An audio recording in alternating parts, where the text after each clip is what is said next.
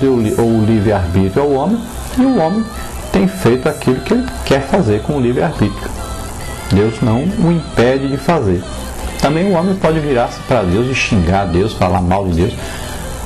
Pode fazer o que quiser. Deus não vai matá-lo por isso, destruí-lo por isso.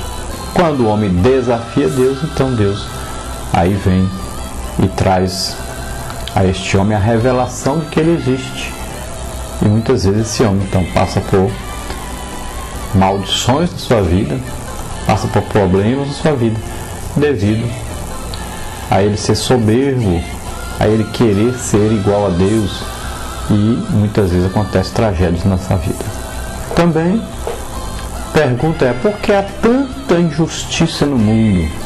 Então, Deus é um Deus justo, em Deus mora toda a justiça, mas Deus deu livre-arbítrio ao homem, e o homem é que está praticando a sua justiça segundo a sua vontade, segundo os próprios homens escolhem. Quem escolhe os seus líderes são os próprios homens.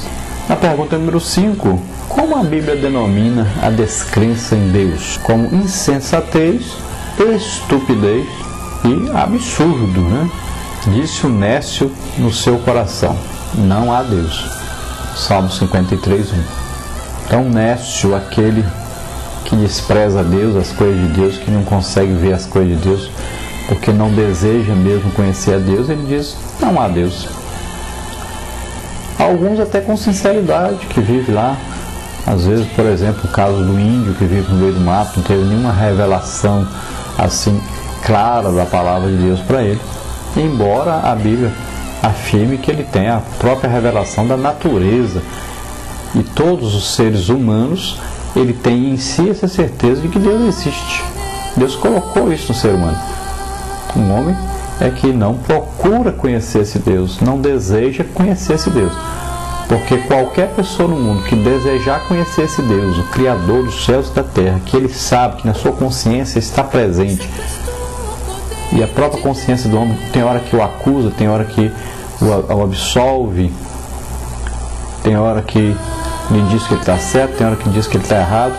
Então, a própria consciência do homem diz para ele que existe um Deus, que existe um juiz sobre ele. E se ele se interessar, Deus enviará alguém para pregar a ele o Evangelho, para que ele possa ser salvo. Qualquer pessoa no mundo inteiro. Por causa, a Bíblia diz também, por causa do seu orgulho, o ímpio não investiga. Todas as suas cogitações são: não há Deus. Salmos 10, 4. Então veja bem, por causa do seu orgulho, então o ímpio, ele não investiga, ele não procura conhecer Deus, ele não vai atrás de procurar conhecer Deus, ele não deseja, ele não ora buscando a Deus, ele não pede a Deus para se revelar a ele. Na verdade, ele não deseja Deus na sua vida, para que ele não seja acusado pelos seus pecados. A pergunta número 6 diz: o que é preciso para que a mente humana, limitada e falível, consiga provar a existência de Deus? Que é a mente humana, ela é limitada, ela é falível, cheia de falhas. Como é que ele vai provar a existência de Deus? Não se prova a existência de Deus mostrando Deus. Se alguém pergunta: como é que você prova que Deus existe? Aí você diz: Deus está aqui, pode olhar. Não é assim. Deus é Espírito, nós não vemos Deus. Então, como é que se prova a existência de Deus? Através da fé, somente através da fé. Não adianta querer convencer as pessoas de que Deus existe, porque ele não pode ser convencido apenas com explicações humanas, pela mente humana, que entende muito pouco das coisas espirituais, entende praticamente nada do que existe no reino espiritual. Então é preciso de fé. Sem fé é impossível agradar a Deus. Sem fé é impossível conhecer a Deus. Então é preciso da fé.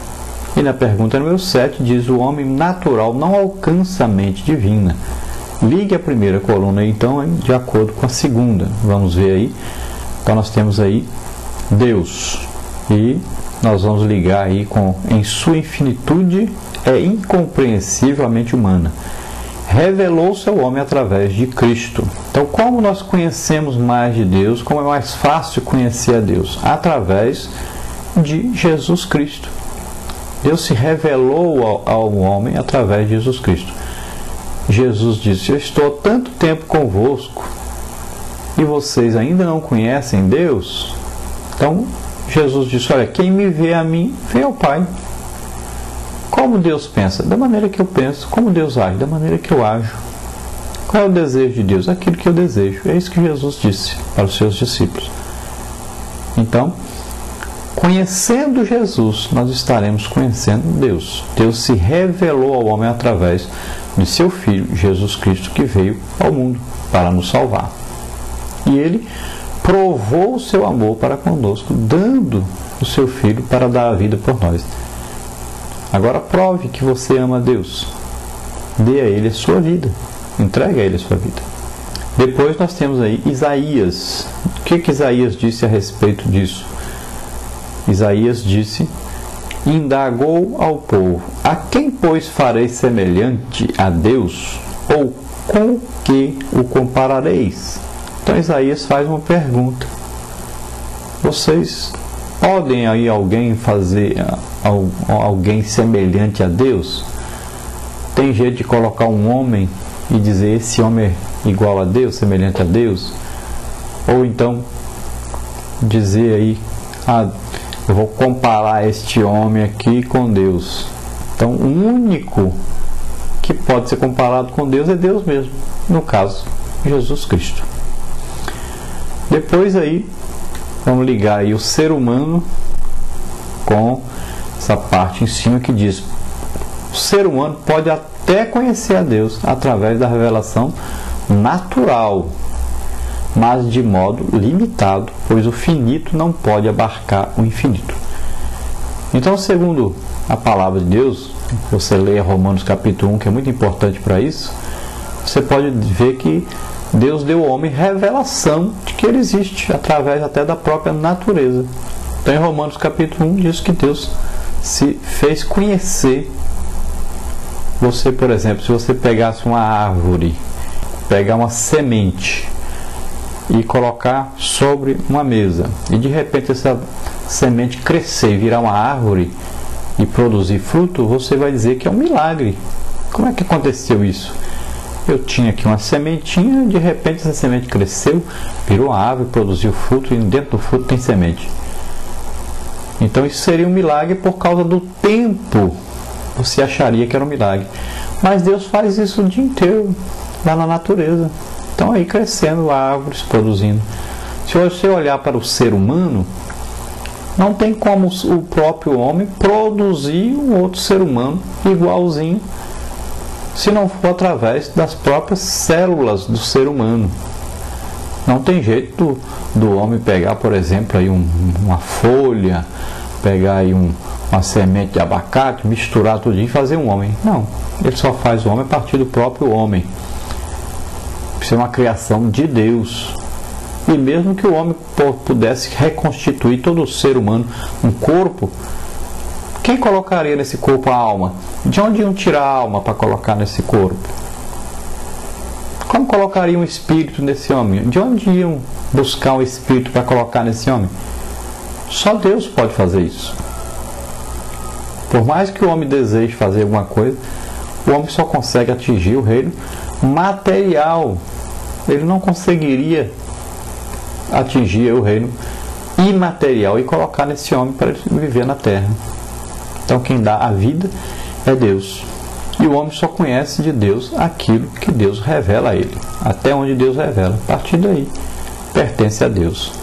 Depois, nós vamos ver aí, Zofar inquiriu ao patriarca Jó, dizendo que: porventura alcançarás os caminhos de Deus, ou chegarás à perfeição do Todo-Poderoso? Então Zofar, companheiro de Jó, amigo de Jó, naquela calamidade que Jó passou, e ele pergunta: por acaso você alcançará o caminho de Deus? Você, por acaso, chegará algum dia à perfeição do Todo-Poderoso? Então ele achava que Jó estava querendo ser melhor do que todos, que estava querendo ser Deus, né? Na verdade não era isso, mas o amigo de Jó pensou isso. Então fez essa pergunta. Por quê? Porque nenhum homem pode alcançar Nenhum homem pode penetrar nos pensamentos de Deus. Nenhum homem pode interferir no que Deus vai fazer. Deus faz as coisas porque Ele é misericordioso e Ele é bondoso e Ele está no controle de todas as coisas, e tudo vai segundo aquele curso que Ele determinou à raça humana.